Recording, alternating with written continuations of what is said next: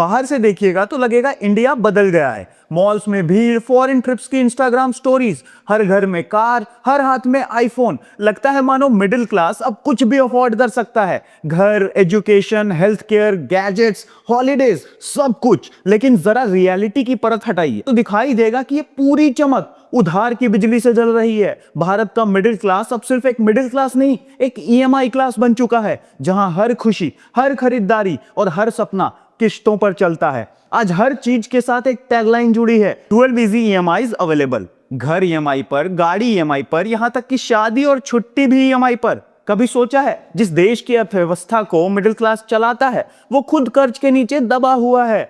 2022 से अब तक सिर्फ 3 सालों में क्रेडिट कार्ड इस्तेमाल 50% बढ़ गया है। 2 सालों में औसत भारतीय परिवार का कर्ज 3.9 लाख से बढ़कर 4.8 लाख हो गया है। यानी औसतन हर घर के ऊपर लगभग 5 लाख रुपए का बोझ टंगा हुआ है। और यह कर्ज कोई बिजनेस खड़ा करने के लिए नहीं, यह तो रोजमर्रा की जरूरतें पूरी करने का जुगाड़ है। फोन खरीदने से लेकर बच्चों की स्कूल फीस तक मिडिल क्लास अब हर खर्च उधार से कवर करता है। 2015 में भारत का हाउस होल्ड डेब्ट जीडीपी का 26% था, आज वही आंकड़ा 42% हो चुका है। और सेविंग्स 50 साल में सबसे नीचे। मतलब कर्ज बढ़ रहा है, बचत घट रही है और मिडिल क्लास धीरे धीरे एक डेब्ट ट्रैप में फंसता चला जा रहा है, जहां से निकलना लगभग नामुमकिन है। और ये सिर्फ घरों तक सीमित नहीं, राज्य सरकारें, केंद्र सरकार सब एक ही नाव में है और नाव पर लिखा है चला लेंगे लोन से। 2014 में राज्यों का डेब्ट टू जीएसडीपी रेशियो 22% था, आज 28% से ज्यादा है। केंद्र सरकार का कर्ज अब जीडीपी का 81% पार कर चुका है, 2014 के मुकाबले 3 गुना ज्यादा। बड़ी बात यह है कि पूरी दुनिया ही इसी रास्ते पर है। ग्लोबल लेवल पर $251 ट्रिलियन का कर्ज लदा हुआ है, जबकि पूरी दुनिया की जीडीपी सिर्फ $107 ट्रिलियन की है। यानी धरती पर जितनी कमाई है उससे 2.5 गुना ज्यादा उधारी। और जब पूरी दुनिया उधार में जीने लगे तो एक दिन वो किस्त वसूली का दिन भी आता है। वेलकम टू नो नॉनसेंस, मुद्दे की बात बिना बकवास। हम सब ने इस कर्ज को इतना नॉर्मल बना दिया है कि अब ये लाइफस्टाइल बन गया है। सोचिए, ईएमआई भरना अब शर्म की बात नहीं बल्कि स्टेटस सिंबल बन गया है। लोग बैंक बैलेंस नहीं, क्रेडिट लिमिट से अपनी औकात नाप रहे हैं। सरकार भी इस कर्ज इकोनॉमी को चला रही है। पहले टैक्स स्लैब बढ़ाया ताकि लोगों के पास थोड़ा ज्यादा पैसा बचे और वो खर्च करे। फिर जीएसटी कम किया गया ताकि फेस्टिव सीजन में चीजें सस्ती लगें और लोग खरीदारी करें। क्योंकि असलियत ये है, पिछले 10 सालों में सैलरी लगभग रुकी हुई है, लेकिन महंगाई लगातार ऊपर गई है। 2015 की इनकम में 2025 में गुजारा करना एक मजाक बन चुका है। और जब सैलरी नहीं बढ़ती पर खर्च बढ़ता है तो सिस्टम खुद आपको कहता है भाई लोन ले लो, आराम से चुका देना। यहीं से ईएमआई कल्चर का जन्म हुआ। कोविड के दौरान लाखों लोग बेरोजगार हुए, इकोनॉमी धीमी हुई और सरकार ने लोन दो बिजनेस चलाओ स्कीम से बाजार में नकदी फेंकी। लेकिन इस नकदी का आधा हिस्सा लोन ऐप्स में घुस गया, जहां 2 क्लिक में लोन मिलता है पर इंटरेस्ट इतना कि कमर टूट जाए। हजारों लोग अब भी उन ऐप्स के शिकार हैं। कई को पब्लिकली इंसल्ट किया गया, कई ने जान दे दी क्योंकि वो ईएमआई चुका नहीं पाए।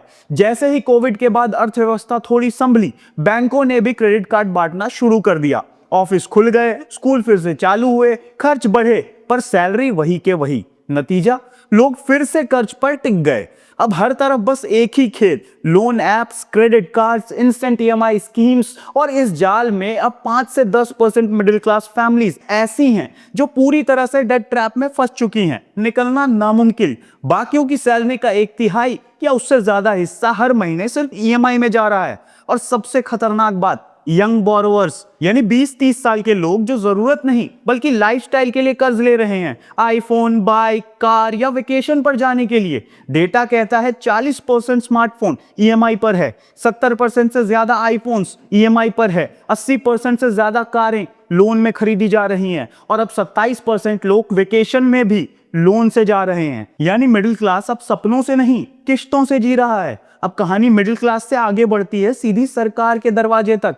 आज हालत यह है कि घर हो, बिजनेस हो या सरकार, सब किसी ना किसी बैंक के ग्राहक बन चुके हैं। राज्य सरकारों का डेट टू जीएसडीपी रेशियो 2014 में था 22%, आज ये लगभग 28% पार कर चुका है। मतलब स्टेट्स भी वही कर रहे हैं जो आम आदमी करता है, उधार लेकर खर्च चलाना, निवेश नहीं।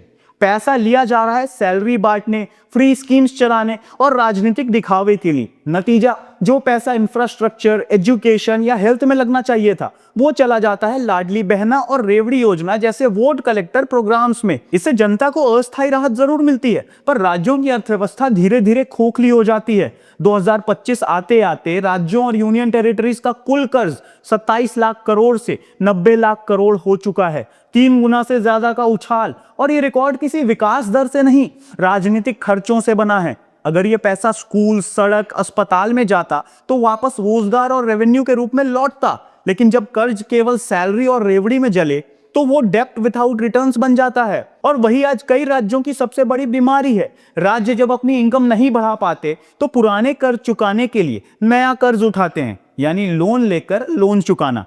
ठीक वही जो हर एक घर में होता है जब ईएमआई का ईएमआई देना पड़े। आखिर में वही कहानी, राज्य केंद्र के आगे हाथ फैलाते हैं, बेल आउट पैकेज दे दो, लेकिन केंद्र खुद किस हालत में है। भारत सरकार का कर्ज आज जीडीपी का 81% पहुंच गया है। 2014 से अब तक 3 गुना की बढ़ोतरी।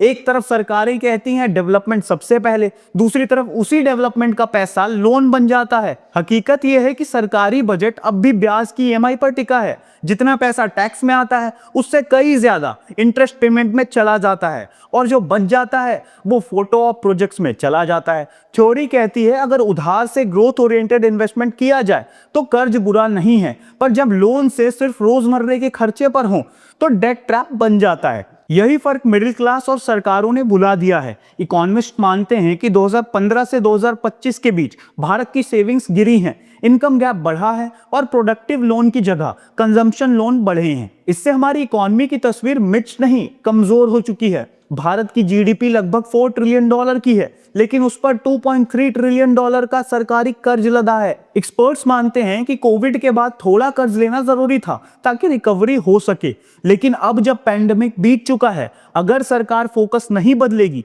तो वही गलती दोहराई जाएगी। ब्याज भरने के लिए उधार और उधार भरने के लिए फिर नया उधार। भारत की हालत अभी अपने पड़ोसियों से बेहतर है, क्योंकि ज्यादातर कर्ज घरेलू बाजार से उठाए गए हैं। इसलिए श्रीलंका या पाकिस्तान जैसे विदेशी संकट फिलहाल नहीं है, पर खतरा वही है। अगर ध्यान 2 सेकंड के लिए भी हटा तो वही ग्राफ नीचे गिरेगा। हम अभी एक सेंसिटिव जोन में हैं, जहां हर गलत फैसला हमें ग्लोबल डेट शॉक की चपेट में ला सकता है। याद रखिए, भारत अकेला नहीं है। कोविड, यूक्रेन युद्ध और अब मिड ईस्ट क्राइसिस के बीच ग्लोबल इकोनॉमी टूटते संभलते चल रही है। पर असली दिक्कत यह है कि इस दौरान कर्ज लेने की लत हर देश को लग चुकी है।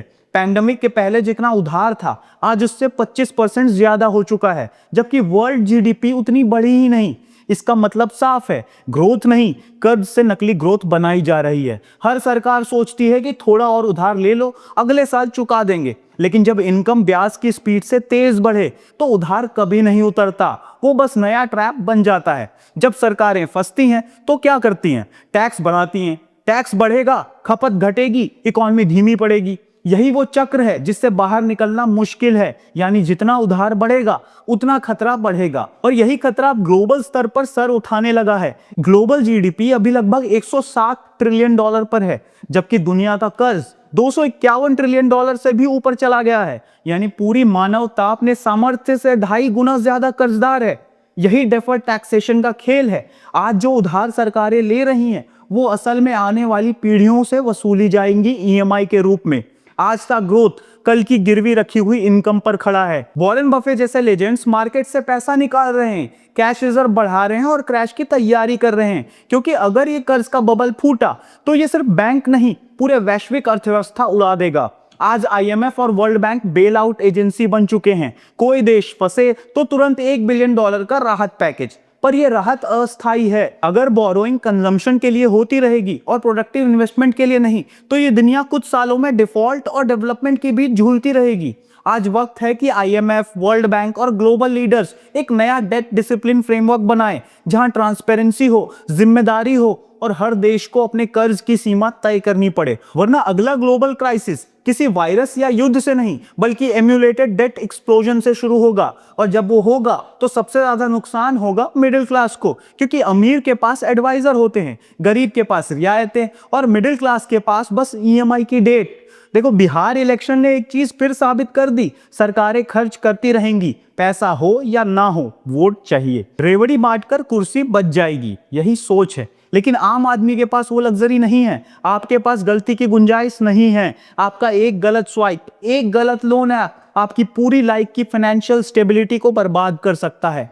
आज का भारत कर्ज के सहारे जीने वाले देशों की तरह बन गया है। अपनी जिंदगी को डेट फ्री बनाने की शुरुआत आप कर सकते हैं। पहला कदम होगा, किसी भी चीज को क्रेडिट पर मत खरीदिए जब तक जरूरी ना हो। दूसरा कदम होगा कि इमरजेंसी फंड बनाइए ताकि कोई मेडिकल या अचानक खर्च जिंदगी का बैलेंस ना तोड़े। तीसरा कदम होगा कि हेल्थ और टर्म इंश्योरेंस जरूर लीजिए ताकि किसी एक घटना से पूरा परिवार बर्बाद ना हो। सरकार ने इंश्योरेंस पर जीएसटी हटा दिया है, मतलब कोई बहाना नहीं बचा। 400-500 रुपए महीना देकर लाखों का कवर मिल सकता है। लेकिन सबसे जरूरी, संयम।